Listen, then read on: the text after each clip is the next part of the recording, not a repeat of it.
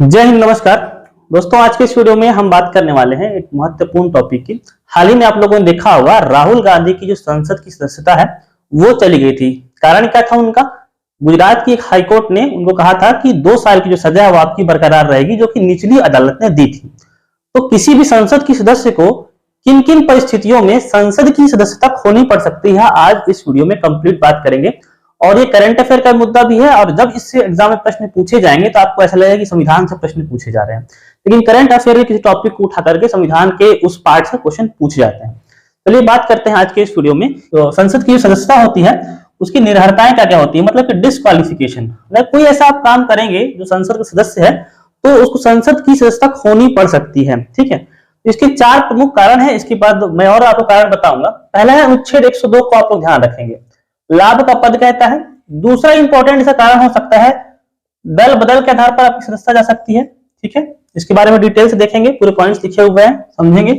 तीसरा एक कारण हो सकता है लोक प्रतिनिधित्व अधिनियम 1951 के आधार पर संसद ने कुछ रूल बनाए हुए हैं, अगर आप उनकी बात करेंगे तो भी आपकी सदस्यता जा सकती है। ठीक है, मतलब इस पर कुछ काम करेंगे तो। एक फोर्थ स्थान है कि स्थानों का रिक्त होना। ठीक है, अगर आपकी संसद से स्थान ही रिक्त हो जाएगा तो भी आपको जाना पड़ सकता है। चलिए यहां पे आते हैं। अनुच्छेद 102 क्या कहता है? लाभ का पद। ठीक है, इंग्लिश में कहते हैं ऑफिस ऑफ प्रॉफिट। ठीक है, अगर कोई संसद का सदस्य लाभ के पद पर काम करता है, ठीक है, लाभ का पद कुछ भी हो सकता है, जैसे कोई सरकारी नौकरी हो गई या कोई ऐसा कुछ संस्था हो गई जहां पे गवर्नमेंट के अंश लगे हुए, वहां पर आप मेंबर लेके बैठे हुए हो, या उसमें कुछ आप अर्निंग करते हो अधिक से। ठीक है, लाभ का पद में अगर आप रहते हैं तो संसद के सदस्य आप नहीं बन सकते हैं। ठीक है, इसमें कुछ कुछ पद को छूट दी गई, जैसे कि मंत्री का पद हो गया। ठीक है, इनको नहीं माना जाएगा। कोई आप किसी में राज्यपाल है किसी राज्य में तो भी इसको लाभ का पद नहीं माना जाएगा। ठीक है, तो कुछ छूट है, लेकिन लाभ के पद पर आप लोग को नहीं रहना है संसद के सदस्य होते हुए। दूसरा इंपॉर्टेंट है, इसमें देखेंगे विकृत चित्त का। इसको इंग्लिश में कहते हैं अनसाउंड माइंड। कोई संसद में पहुंच गया है, वो विकृत चित्त का है, मतलब कि वो पागल टाइप का व्यक्ति है। तो आप लोगों ने एक नॉर्मल चीजें पढ़ाई हो, कोई पागल दिवालिया नहीं होना चाहिए। ठीक है, तो इसका अगला पॉइंट ये होने वाला है दिवालिया। दिवालिया हिंदी में लोगों को समझ में नहीं आता दिवालिया क्या होता है। इसको इंग्लिश में इंसॉल्वेंट कहते हैं। क्या कहते हैं? इंसॉल्वेंट। मतलब कोई व्यक्ति इतना कर्जदार हो गया है, बैंक से किसी संस्था से इतना पैसा उधार ले लिया है कि अब उसको वापस नहीं कर पा रहा है, पटा ही नहीं पा रहा है, और वो हाथ खड़े कर दिया है कि अब मुझसे नहीं होगा, मैं बैंक को पैसा अब नहीं पटाऊंगा। जैसे चीन कुछ कुछ देशों को इतने ज्यादा लोन दे देता है कि देश जो होते हैं चीन को वापस कर्ज नहीं लौटा पाते हैं, तो क्या होता है, वो दिवालिया हो जाते हैं। दिवालिया कोई व्यक्ति हो गया, मतलब उसने अपनी क्रेडिबिलिटी खो दी है। और कुछ कुछ कंडीशन ऐसी भी आती है जहां पर उसकी नागरिकता भी छीन ली जाती है। तो कोई कर्जदार व्यक्ति को संसद का सदस्य या फिर दिवालिया व्यक्ति को इतना कर्ज ले लिया कि वापस नहीं कर पाया, तो दिवालिया वो भी नहीं होना चाहिए। ठीक है, ये इंपॉर्टेंट है। विदेशी नागरिकता धारण करने पर आपको पता है जो भी संसद के जो सदस्य होते हैं वो कोई भारतीय नागरिक ही बन सकता है। अगर कोई भारतीय नागरिक है, विदेशों में जाकर के वहां विदेशी नागरिकता धारण कर लेता है, तो अपने आप उसकी भारतीय नागरिकता चली जाएगी। तो ऐसा व्यक्ति भी अगर कोई करता है तो अपने आप उसकी नागरिकता चली जाती है। मान लीजिए जैसे राहुल गांधी है, उनको 2 साल की सजा दे दी गई थी। अगर इसके अलावा अगर वो इटली जाते, जहां उनके नानी का घर है, अगर इटली जाकर के वहां का मेंबरशिप ले लेते तो भी उनकी यहां से मेंबरशिप चली जाती। ठीक है, एक लास्ट इसके संबंध में हम लोग देखेंगे, संसद द्वारा विधि बनाकर अयोग्य घोषित कर देना। मान लीजिए संसद कोई ऐसा विधि बना देती है जिसके अंतर्गत आप योग्य नहीं पाए जाते हैं, तो भी अनुच्छेद 102 इसके तहत ये सारी चीजें आती हैं, और 102 के तहत क्या करेंगे, आप संसद की सदस्यता ग्रहण नहीं कर पाएंगे। जनरली ये जो अनुच्छेद 102 है वो लाभ के पद के बारे में जानकारी आपको देता है। इस पूरे चारों पॉइंट में से सबसे इंपॉर्टेंट पॉइंट अगला है हमारा, इसको डिस्कस करते हैं। देखेंगे दल बदल के आधार पर। दल बदल के आधार पर 10वीं अनुसूची में इसके बारे में डिटेल से प्रावधान किए गए हैं, और ये जो 4 पॉइंट में लिखे हैं जनरली इसी से आपको प्रश्न पूछे जाएंगे। अब 10वीं अनुसूची कब जोड़ी गई है आप लोग कमेंट कर सकते हैं वीडियो को पॉज करके। 10वीं अनुसूची कब जोड़ी गई थी? तो ये 10वीं अनुसूची 52वें संविधान संशोधन के द्वारा 1985 में जोड़ा गया था। ये बहुत इंपॉर्टेंट था। राजीव गांधी जी की सरकार थी, और स्वच्छ लोकतंत्र के लिए जो दल बदल के आधार पर अयोग्य घोषित कर देना, ये बहुत इंपॉर्टेंट है। इसमें कुछ कुछ नियम है, और इन्हीं नियमों से आपको प्रश्न पूछे जाएंगे, निम्न में से कौन सा सत्य है कौन सा असत्य है। ठीक है, इसके बारे में डिटेल है, उसको हम चर्चा नहीं करेंगे, लेकिन ये 4 नियम आपको जानना बहुत जरूरी है। पहला नियम यह है कि राजनीतिक दल का त्याग कर देना। आप जिस राजनीतिक दल का चिन्ह का प्रयोग करके संसद में आए हो और उसी दल का अगर आप त्याग कर देंगे तो संसद में आपकी सदस्यता चली जाएगी।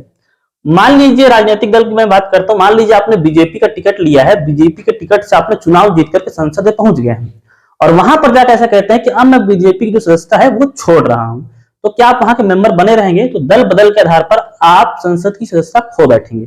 ठीक है, तो पहला पॉइंट आप समझिए, राजनीतिक दल का त्याग करने पर, जिस राजनीतिक दल का आपने टिकट लेकर के चुनाव लड़ा है उसी राजनीतिक दल के साथ आपको जुड़े रहना पड़ेगा।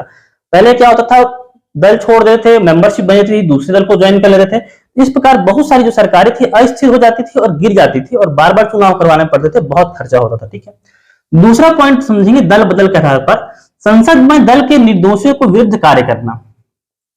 ठीक है, मान लीजिए अभी बीजेपी ने के खिलाफ अविश्वास प्रस्ताव लाया गया था और बीजेपी ने वीटो जारी करके सभी सदस्यों को कहा था कि आप लोग उपस्थित होइए और हमारे पक्ष में मतदान करेंगे।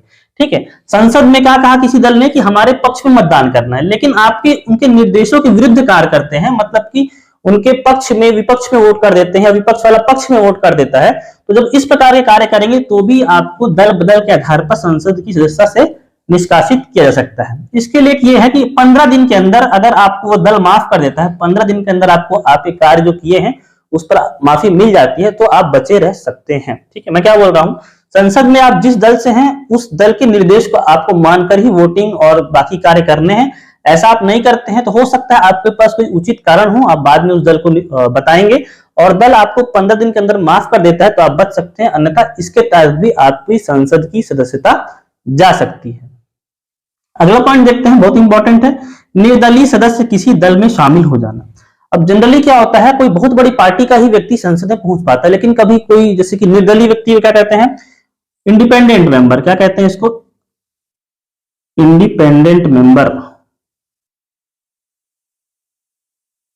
इंडिपेंडेंट मेंबर का मतलब क्या है, मान लीजिए कोई स्वयं अपने ही चुनाव चिन्ह पे चुनाव लड़ा है, वह उस क्षेत्र का बहुत ही नामी व्यक्ति, मान लीजिए नारियल छाप पे मैं चुनाव लड़ता हूं, ठीक है, कोई मंदिर छाप में चुनाव लड़ता है, कोई पतंग छाप में चुनाव लड़ता है, आप चुनाव लड़ा, आपको जनता ने पसंद किया, वहां पे ना जनता ने बीजेपी को पसंद किया है ना कांग्रेस को पसंद किया, आपको पसंद किया, निर्दलीय विधायक निर्दलीय सांसद है आप, और वहां संसद में तो पहुंच गए, ठीक है, क्योंकि आपको जनता ने पसंद किया है।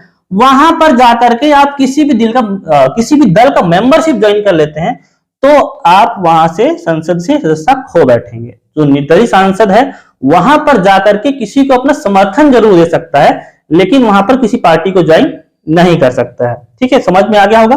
चलिए लास्ट पॉइंट देखते हैं इसका, मनोनीत सदस्य 6 माह के बाद किसी दल में शामिल हो जाना। जैसे अभी मनोनीत सदस्य आपको पता है राष्ट्रपति के द्वारा राज्यसभा में 12 जो मेंबर होते हैं उनको मनोनीत किया जाता है और एंग्लो इंडियन लोकसभा में 2 मेंबर, हालांकि एंग्लो इंडियन का प्रावधान समाप्त कर दिया गया है, लेकिन राज्यसभा में अभी भी 12 मेंबर राष्ट्रपति के द्वारा मनोनीत किए जाते हैं।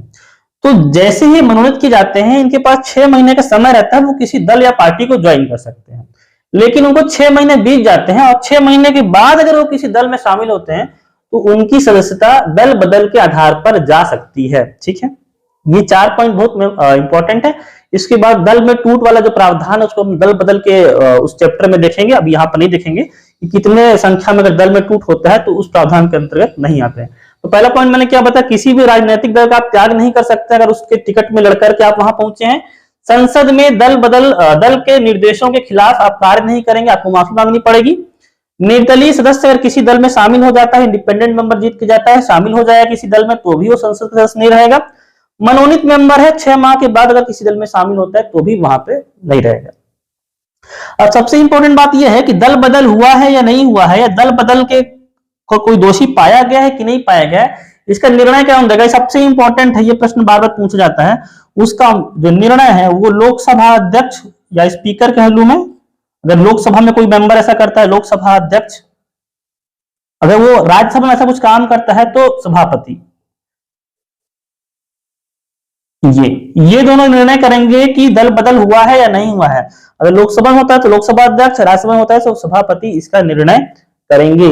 न्यायालय इस निर्णय नहीं करेगा। हाँ, हालांकि ये जो निर्णय देंगे उसकी न्यायिक समीक्षा जरूर सुप्रीम कोर्ट कर सकता है, लेकिन सुप्रीम कोर्ट इसका निर्णय नहीं दे सकता कि आप ये हैं कि अगर इनको निर्णय दे दिया है तो उसकी समीक्षा सुप्रीम कोर्ट के द्वारा की जा सकती है, इतना आप लोग याद रखेंगे। चलिए 2 पॉइंट हो गए हैं। अब अगला एक नियम की बात करते हैं, ये अब छोटे छोटे हैं। लोक प्रतिनिधित्व अधिनियम 1951 संसद के द्वारा बनाया गया था। तो कुछ पॉइंट है, इसको आप लोग देखेंगे जल्दी से। निर्वाचन से संबंधित कोई अगर भ्रष्ट आचरण होता है, उसका आप दोषी पाए जाते हैं कि निर्वाचन में आप भ्रष्टाचार में आप लिप्त थे, तो भी आपको यहां से निकाला जा सकता संसद के द्वारा। ये जिससे यहाँ राहुल गांधी की सदस्यता चली गई, ये सबसे इंपॉर्टेंट पॉइंट है। कोई भी संसद का सदस्य रहेगा, अगर 2 वर्षों से अधिक उसको जेल की सजा हुई है, मतलब सजा हो जाने पर, अगर वो आरोपी है तो कुछ नहीं, 2 साल की कोई भी सजा है वो हो जाएगी, 2 साल से अधिक भी हो जाएगी, तब आपकी मेंबरशिप चली जाएगी। सुप्रीम कोर्ट ने जब इस पर रोक लगाई, तब उनकी जो मेंबरशिप है वो बहाल हुई है और फिर से आकर के उन्होंने संसद में भाषण दिया है। निगम में लाभ का पद, अगर कोई निगम जैसे कि सेल हो गया, ओएनजीसी हो गया, कोई बड़ी बड़ी संस्था है गवर्नमेंट का, जहां पे गवर्नमेंट का 25% से अधिक अंश लगा हुआ है, मतलब रुपया पैसा लगा हुआ है, या गवर्नमेंट जो 25% से अधिक शेयर होल्डर है उस कंपनी में, सरकारी कंपनी में, वहां पर आप कोई लाभ का पद धारण करते हैं तो भी आप संसद के सदस्य नहीं रहेंगे। ठीक है, चलिए जैसे मैंने बताया, भ्रष्टाचार व सरकार के प्रति निष्ठाहीनता, अगर आप भ्रष्टाचार में लिप्त हैं, सरकार के प्रति निष्ठाहीन है, तो भी ये आपको निकाला जा सकता है। संविदा ही द्वारा कोई संविदा का काम होता है जहां पे आप अपनी इंटरेस्ट दिखाते हैं, वहां पर भी आपको संसद की सदस्य से निकाला जा सकता है। और ये सबसे इंपॉर्टेंट, ये जो कथन में रहता है कि अस्पृश्यता, अनटचेबिलिटी, सती प्रथा, दहेज प्रथा, ये सब जो कुरीतियां हैं समाज की, आदि अपराधों के प्रसार में अगर आप लिप्त होते हैं, इन सब चीजों को बढ़ाते हैं, जैसे कोई संसद का मेंबर है, उसके खिलाफ कोई दहेज प्रथा का आरोप लगा देता है या अस्पृश्यता का आरोप लगा देता है, तो उसको यहां पर से संसद की सदस्यता जा सकती है। ठीक है, तो ये सब जो चीजें हैं ये किसके अंदर आते हैं? लोक प्रतिनिधित्व अधिनियम 1951 के आधार पर। चलिए लास्ट पॉइंट को समझते हैं कि स्थान रिक्ति के आधार पर, ये बहुत ज्यादा इंपॉर्टेंट है। ये दोनों चारों मैंने पॉइंट लिखे हैं, अगर मैं चारों की बात करूं, सबसे ज्यादा इंपॉर्टेंट 1 नंबर पर ये है, दूसरे नंबर पर कोई इंपॉर्टेंट है तो वो ये है। ठीक है, स्थान रिक्ति के आधार पर।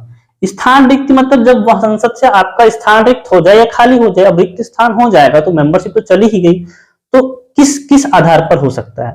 तो अनुच्छेद 101 की बात करते हैं। अनुच्छेद 101 कहता है कि दोहरी सदस्यता निषेध, डुअल मेंबरशिप आप नहीं ले सकते हैं। आप ऐसा नहीं कर सकते हैं कि आप लोकसभा के भी मेंबर हो जाएं और राज्यसभा के भी मेंबर हो जाए, ऐसा नहीं हो सकता। ठीक है, तो उसके लिए कुछ प्रावधान दिए गए हैं। अनुच्छेद 101 की बात कर रहा हूं मैं। इधर जो लाभ का पद था वो अनुच्छेद 102 था और ये 10वीं अनुसूची है। ठीक है, ध्यान रखेंगे। और ये 1951 का अधिनियम है। ध्यान ये रखेंगे कि स्थान रिक्त कैसे होंगे, डुअल मेंबरशिप आपको कैसे वहां पे नकारना होगा। देखो, अगर आप दोनों सदनों के सदस्य चुन लिए जाते हैं तो 10 दिन के भीतर आपको सूचना देनी पड़ेगी कि आप किस सदन के मेंबर रहना चाहते हैं। अन्यथा अगर आप सूचना नहीं देते हैं तो राज्यसभा से आपका सीट चला जाएगा। ध्यान देंगे, जो अपर हाउस है या ऊपर सदन जिसको कहते हैं राज्यसभा, वहां से आपकी मेंबरशिप चली जाएगी। दोनों सदनों से चुन लिए जाने पर आपको 10 दिन के भीतर इन्फॉर्म करना पड़ेगा कि आप किस सदन की मेंबरशिप रहते हैं। मान लीजिए इन्फॉर्म नहीं करना है तो यह समझा जाएगा कि आप राज्यसभा की सदस्यता छोड़ रहे हैं और अपनी आप सदस्यता आपकी चली जाएगी। दूसरा यह है कि आप ऑलरेडी किसी एक सदन के मेंबर हैं। ठीक है, लोकसभा भी हो सकता है या राज्यसभा भी हो सकता है, कि पहले के रहते हुए दूसरे के अगर चुन लिए जाते हैं तो यह माना जाएगा कि पहले से आपका स्थान रिक्त हो गया। आप तो ऑलरेडी मेंबर हैं, तो दूसरे में आपको नॉमिनेट कर दिया गया है या आप वहां पे चुनाव जीत गए हैं दूसरे सदन का, तो इसका मतलब ये है कि अब आपकी यहां से मेंबरशिप चली जाएगी, आप उसके हो जाएंगे। तो जो पहला वाला आपका सदन होगा वहां से आपका पद अपने आप ही रिक्त हो जाएगा। इस बात पे बहुत ध्यान देंगे। तीसरी इंपॉर्टेंट बात है यह है कि एक ही सदन पर, जैसे मान लेते हैं लोकसभा पर 2 सीटों पर आप विजयी हो जाते हैं तो आपको 1 सीट छोड़ना पड़ेगा, क्योंकि एक सदन में भी आप 2 सीट कैप्चर नहीं कर सकते। जैसे कि 2014 की मैं बात करूं, जब प्रधानमंत्री नरेंद्र मोदी पहली बार प्रधानमंत्री बने थे तो वो गुजरात से भी 1 सीट पर लड़े थे और वाराणसी बनारस से भी 1 सीट पर लड़े थे। मां गंगा ने बुलाया है, आप लोगों ने डायलॉग सुना होगा, है ना, मां गंगा ने उन्हें बुलाया था। तो जब वहां पहुंच जाएंगे तो उन्होंने गुजरात वाली सीट छोड़ दी थी, फिर वहां से दोबारा लोकसभा के इलेक्शन कराए गए थे और वो वर्तमान में भी वाराणसी के क्या है सांसद, वाराणसी से वो सांसद है, वो उनका क्षेत्र है। ठीक है, तो अगर आप ऐसा नहीं करते हैं, आप दोनों सीटें जीत गए हैं और आप नहीं बताते हैं कि आप किस सीट को छोड़ रहे हैं, तो ध्यान दीजिएगा दोनों सीटें आपकी रिक्त हो जाएंगी, आपको कुछ नहीं मिलेगा वहां पर फिर संसद में। ठीक है, दोनों सीटें आपकी रिक्त हो जाएंगी, आपको बताना पड़ेगा कि आप किस सीट से चुनाव लड़ रहे हैं और किस सीट से जीतना चाहते हैं। अगला है, बहुत इंपॉर्टेंट है, बहुत ही ज्यादा इंपॉर्टेंट है, संसद व राज्य विधानमंडल। जैसे राज्य में भी चुनाव होते हैं विधानसभा के या विधान परिषद के, और संसद में भी चुनाव होते हैं, ठीक है। संसद व राज्य विधानमंडल दोनों में अगर आप चुन लिए जाते हैं, दोनों में आपका चुनाव हो जाता है, 14 दिन के भीतर आपको बताना पड़ेगा कि आप किस में रहना चाहते हैं। मान लीजिए आप लोकसभा में रहना चाहते हैं तो आपको बताना पड़ेगा, राज्यसभा में रहना चाहते हैं तो बताना पड़ेगा, ठीक है। अन्यथा क्या होगा, राज्य विधानमंडल से इस्तीफा देना पड़ेगा, ठीक है। अगर वहां जाएंगे तो राजस्थान विधानमंडल से आपको इस्तीफा देना पड़ेगा, अन्यथा संसद की आपकी सीट खत्म हो जाएगी। अगर मान लीजिए आप राज्य विधानमंडल मतलब राज्य में इलेक्ट हो जाते हैं और केंद्र में इलेक्ट हो जाते हैं, आप कुछ नहीं बताते हैं, ठीक है, तो आपका संसद से, ठीक है, लोकसभा या राज्यसभा जहां के भी होंगे आप, संसद से आपकी सीट खत्म हो जाएगी, स्टेट में आपकी सीट बनी रहेगी। ये 4 प्रावधान है, ये बार बार एग्जाम में पूछ जाते हैं, एक बार देखिए इनको। दोनों सदनों पे चुन लिए जाते हैं तो 10 दिन के भीतर आपको बताना पड़ेगा, नहीं बताते हैं तो राज्यसभा से आपका स्थान चला जाएगा। पहले सदन में आप ऑलरेडी मेंबर हैं, दूसरे सदन में भी चुन लिए जाते हैं तो पहले सदन में आपका स्थान रिक्त हो जाएगा। एक ही सदन पर अगर दोनों सीटें आपको मिल जाती हैं तो आपको एक सीट छोड़ना पड़ेगा, ऐसा नहीं करते हैं तो आपकी दोनों सीटें क्या हो जाएंगी, आपकी रिक्त हो जाएंगी, कुछ नहीं मिलेगा। संसद और राज्य विधानमंडल में आप चुन लिए जाते हैं तो 14 दिन के अंदर राज्य विधानमंडल से आपको इस्तीफा देना है। अगर राज्य विधानमंडल से आप इस्तीफा नहीं देते हैं, ये माना जाएगा कि आप उसके लिए इंटरेस्टेड है और संसद से आपकी सीट खत्म हो जाएगी। तो दोस्तों ये जो इंपॉर्टेंट 4 पॉइंट थे, चारों पॉइंट मैंने आप 4 पॉइंट्स के अलावा कुछ और पॉइंट्स है जिसके तहत संसद की सदस्यता जा सकती है, उनको भी थोड़ा सा देख लेते हैं। यहाँ पर जो अगला पॉइंट हमारा हो जाएगा 4 के बाद 5वें नंबर, पद का त्याग। अगर मेंबर जो होगा संसद का वो खुद से अपना पद छोड़ना चाहता है तो उसको कौन रोक सकता है ना। तो अगर वो लोकसभा में रहेगा तो लोकसभा अध्यक्ष को, किसको, लोकसभा अध्यक्ष को, अगर वो राज्यसभा में होगा तो सभापति को, किसको, सभापति को। हम लोग इसको स्पीकर कहते हैं इंग्लिश में, ठीक है, कहते हैं स्पीकर। तो अगर वो स्वयं से अपने पद का त्याग करना चाहता है तो अपना रिजिग्नेशन जो लेटर होगा, अगर वो लोकसभा का मेंबर तो लोकसभा अध्यक्ष को देगा और राज्यसभा का मेंबर तो सभापति को देगा। तो ऐसा मतलब ये नहीं कि उसने लेटर दिया और एक्सेप्ट हो ही गया। अगर लोकसभा अध्यक्ष को और सभापति को ऐसा लगता है किसी दबाव में ये लेटर दिया जा रहा है या कुछ अन्य कारण है जो उचित नहीं है, तो रिजिग्नेशन आपका मना भी कर सकता है, ठीक है, याद रखिएगा। जरूरी नहीं कि एक्सेप्ट ही हो जाएगा, वो मना भी कर सकते हैं। अगली बात करते हैं अनुपस्थिति की। ये बहुत इंपॉर्टेंट है। अगर आप लगातार 60 दिनों तक संसद में अनुपस्थित रहते हैं तो भी आपकी मेंबरशिप जा सकती है, आपके ऊपर कार्यवाही हो सकती है। 60 दिनों तक लगातार आपको एब्सेंट नहीं रहना है। इस 60 दिनों जो होंगे, लगातार जो 60 दिन होंगे, तो इसमें क्या शामिल नहीं होता है, इसमें जो है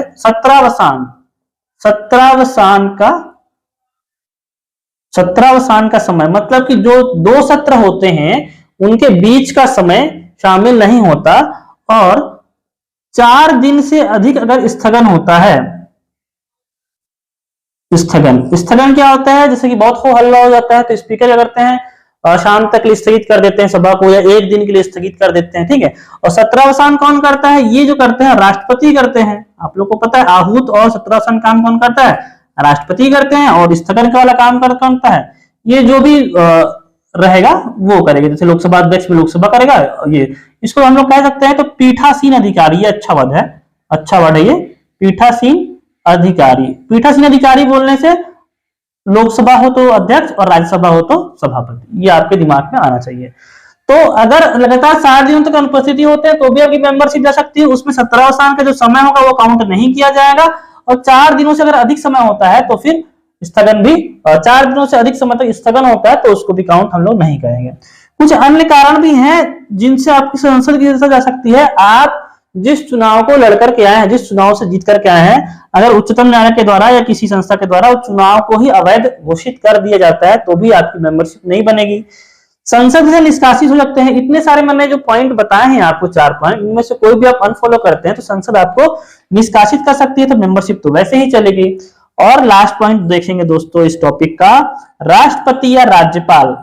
आप राष्ट्रपति या राज्यपाल के पद के लिए नॉमिनेटेड हो जाते हैं तो अपने ही आप क्या हो जाएंगे, आप संसद के सदस्य नहीं रह जाएंगे, क्योंकि राष्ट्रपति, लोकसभा और राज्यसभा तीनों मिलकर के संसद बनते हैं और तीनों क्या है, अलग अलग होते हैं, उसके मेंबर क्या होते हैं, अलग अलग होते हैं।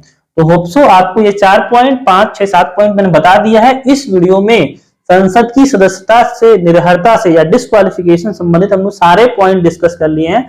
मुझे नहीं लगता मैंने कोई पॉइंट छोड़ा है आप लोग के लिए। अगर आपको कुछ नया पॉइंट पता हो इससे अधिक तो आप लोग कमेंट करके कमेंट बॉक्स में जरूर बताएं। और आज के इस वीडियो में इतना ही रखता हूं, मैं मिलता हूं आपसे अगले वीडियो में। तब तक धन्यवाद। जय हिंद।